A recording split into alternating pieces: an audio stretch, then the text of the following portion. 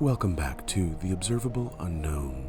There's a voice you've trusted for as long as you can remember. It narrates, evaluates, and explains you to yourself. This is the voice that tells you who you are, what you've been, and what you're becoming. And you've rarely questioned whether or not it's telling the truth. Modern cognitive science has begun to approach a conclusion that feels less like discovery and much more like intrusion.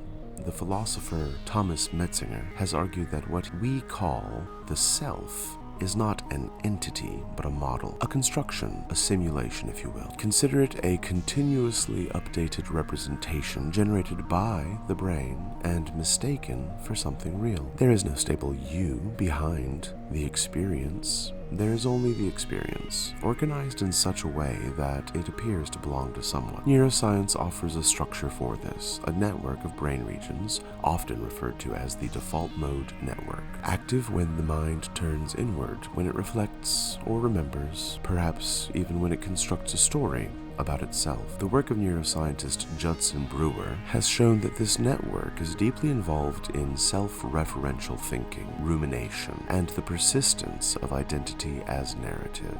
When the network is active, you are not simply thinking, you are becoming someone in real time.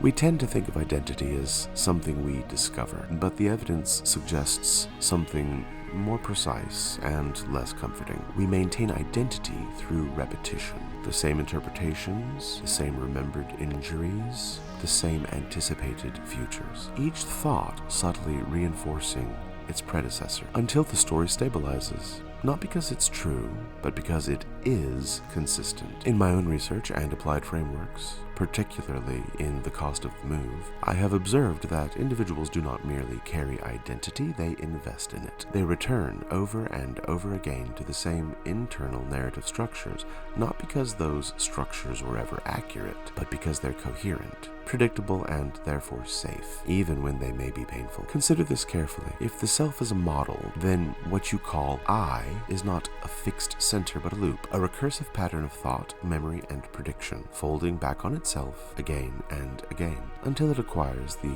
weight of identity. You don't have a self, you are what has been repeated. There are moments, rare but unmistakable, when the model fails to assemble, in deep meditation, in shock, in certain altered states of consciousness. The narrative drops and something remains. Not a better story, not a clearer identity, but an absence that doesn't feel like loss. It feels like relief.